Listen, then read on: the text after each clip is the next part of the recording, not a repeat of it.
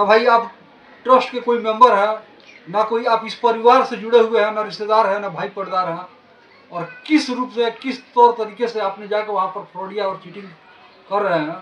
अगर ये लोग सीधे नहीं रहते हैं, अगर ये लोग निचले तबके के नहीं रहते हैं, तो आपका क्या हौसला हो चुका रहता है बिना कोर्ट कचहरी में जाए हुए। आप समझ सकते हैं, आपने इनकी ज़मीन को, इनकी संपत्ति को, जो इनके पिताजी की विरासत थी, उसको आपने जाकर भुना के और कौड़ियों के दाम पे बेच के मुनाफा कमा रहे हैं।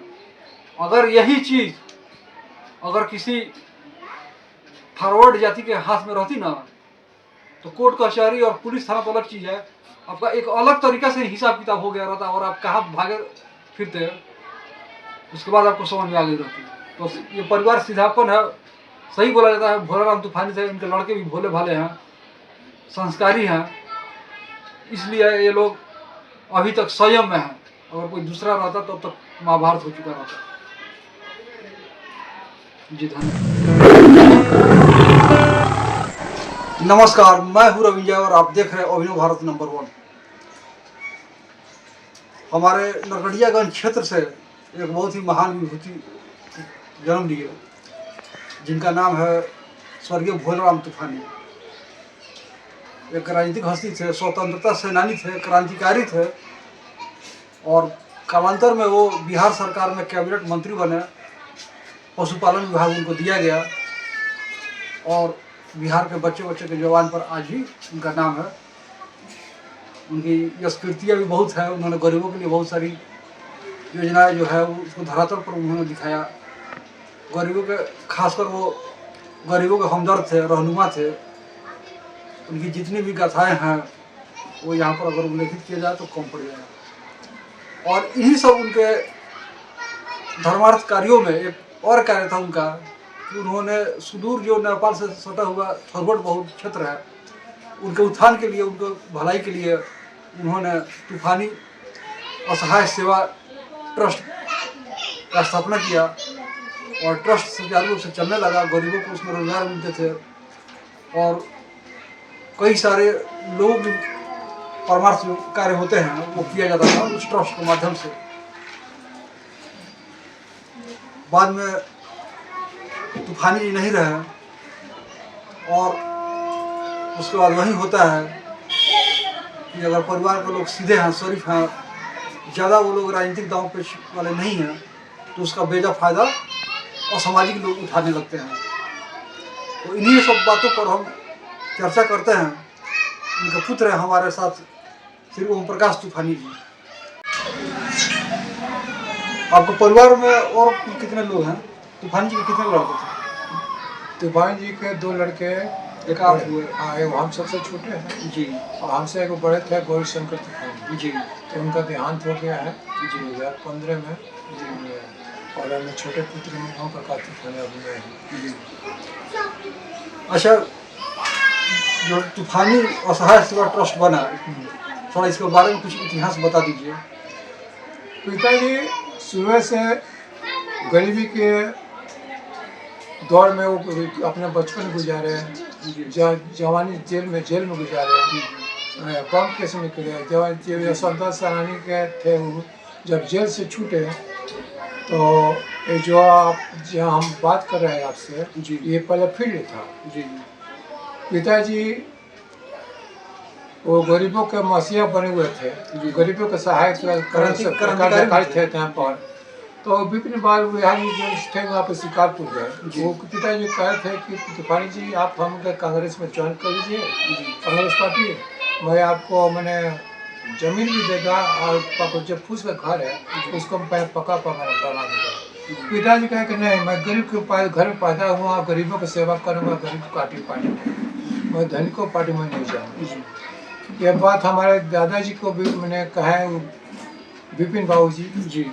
तो दादाजी हमारे बाबूजी कहें कि तुम उसे बात मान लो, बड़े आदमी हैं और उनका बात मान लोगे तो पीछे रहोगे तो हम लोग का गरीबों से उद्धार हो जाएगा। बाबूजी कह रहे कि नहीं, हम गरीबों का से पैदा घर में पैदा लिए हैं, गरीब हैं और गरीबों का ही मैं हम मैंने कोई धनिक पार्टी में नहीं जाऊँगा। तो दादाजी उसको खींचा के घर से निकाल दिया कि तुम्हारी बात नहीं मानेगा तो निकल जा। जो डाक बंगला जो है यहाँ पर मेरा स्टूडियो बसा तो बंगला जी उसी के बगल में दादाजी रहते थे हमारे, और पिताजी वहाँ मेरा साथ। पिताजी 7 भाई थे और 7 भाई में सबसे बड़े पिताजी थे। जी जब बाबूजी को दादाजी निकाल दिए तब बाबूजी कहे कि भाई मैं कहाँ जाऊँ, तो ये फील्ड था। इसको कहे कि तब यहीं पर बैठा अपने मैंने यहीं पर मैं अपना घर बनाऊंगा, और जो जो घर जो अब बड़े मैंने बड़े तारीफ बना कर इधर उधर लोग रखता था, तो उसको बाबूजी बसाने की कोशिश की। और यहाँ एक तरफ हरजन है और एक तरफ यहाँ पर चमार पट्टी है, चमार के वासी बनाया हुआ है। ये दोनों का बाबूजी अपने हाथ से 17 हाथ लंबा और 16 हाथ चौड़ा जमीन नामना को इन्होंने दिया, और ये मैंने बस्ती हरजन बस्ती लोग बनाए।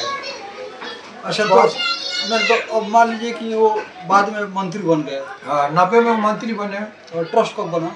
90 में जो बने जीते हैं, तो वो 91 में वो सोचे कि मैं हम तो गबना और नरकड़िया से जीते हुए हैं जी, कोई ऐसा काम करने पर बाबूजी के सोच में आए को सहायता मिले, और हम नहीं रहने पर भी गरीबों को सहायता मैंने सहयोग मिलता रहे। जी तो वहीं पर वह रामपाल मुखिया जी थे, जी देवपाल मुखिया जी।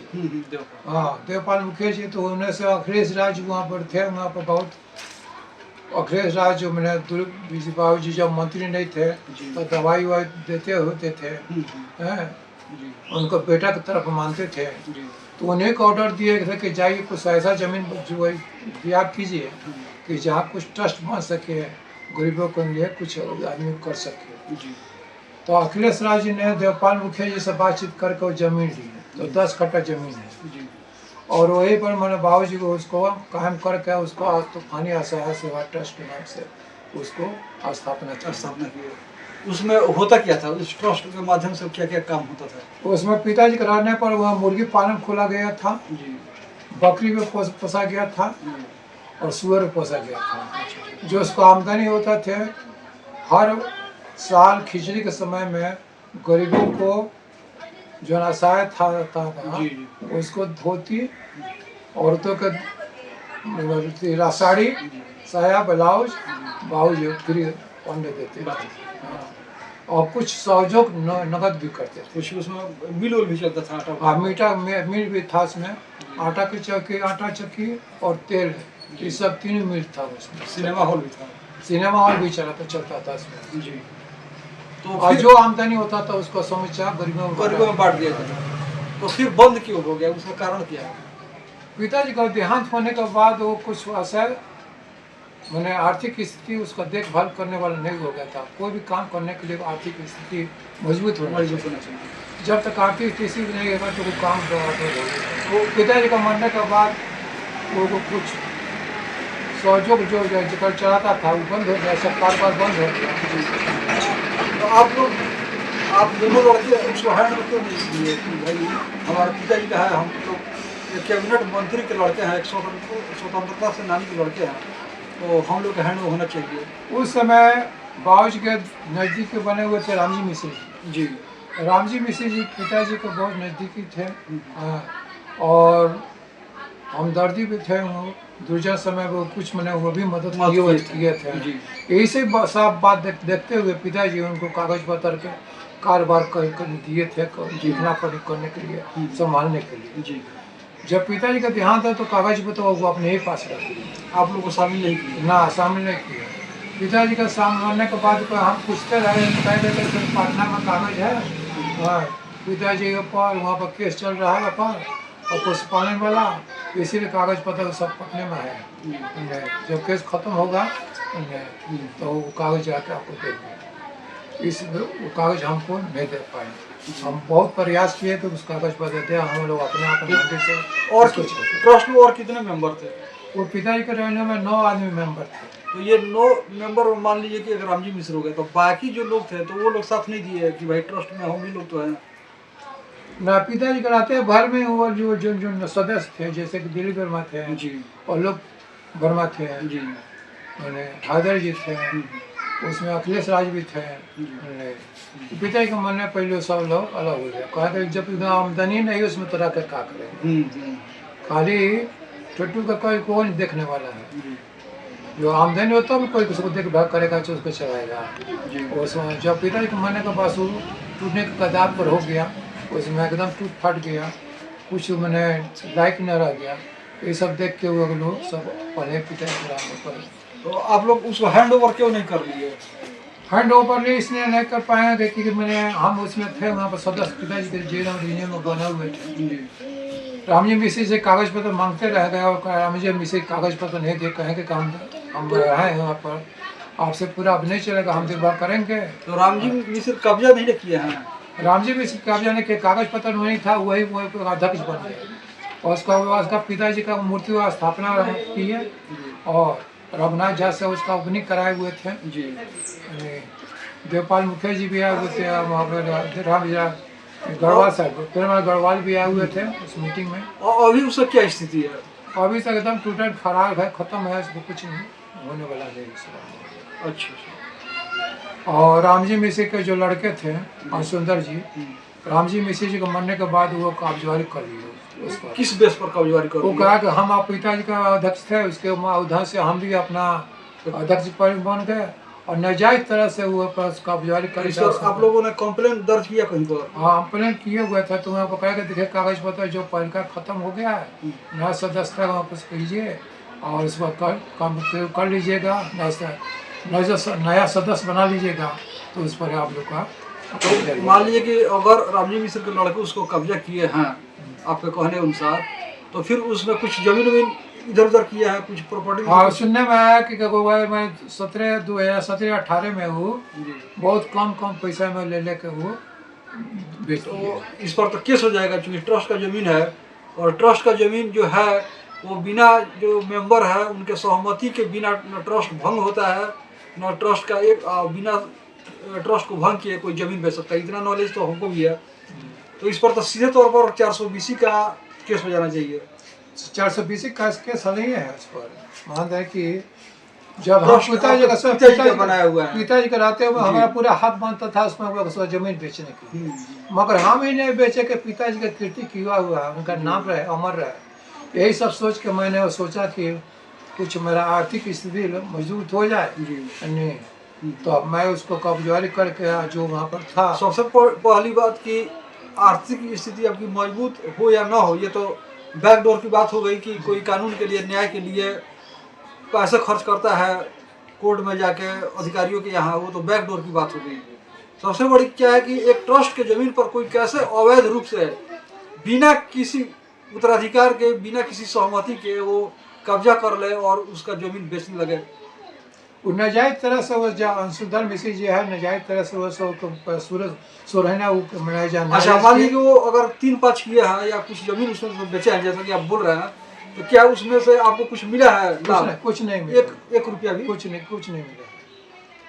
तो आगे आप लड़ाई लड़िए, हम लोग आपके साथ रहेंगे, आपका साथ देंगे, न्याय का साथ देना है। और चूंकि हमारे शहर के एक गौरव थे, एक विभूति अब बोला जाए उनको, श्री स्वर्गीय भोलाराम तूफानी जी, तो एक उनकी कीर्ति थी। अब उसकी कीर्ति को फिर वापस कैसे लाना है, उस विरासत को फिर आपके हवाले करना है।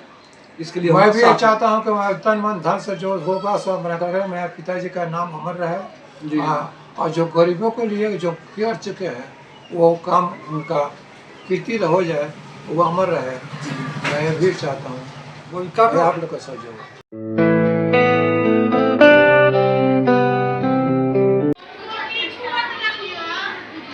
आपने सुन लिया ना, स्वर्गीय भोलाराम तूफानी जी के लड़के हैं ओम प्रकाश तूफानी जी, इनकी कहानी आपने सुना होगा कि कैसे चीटिंग करके, फ्रॉड करके और अधिकृत रूप से ट्रस्ट के जमीन पर कब्जा कर लिया गया है, उसकी संपत्तियों पर कब्जा कर लिया गया है और अपने मन मुताबिक उसको बेचा जा रहा है। ना भाई आप ट्रस्ट के कोई मेंबर है, ना कोई आप इस परिवार से जुड़े हुए हैं, ना रिश्तेदार है, ना भाई पर्दार हैं, और किस रूप से, किस तौर तरीके से आपने जाकर वहाँ पर फ्रॉडिया और चीटिंग कर रहे हैं।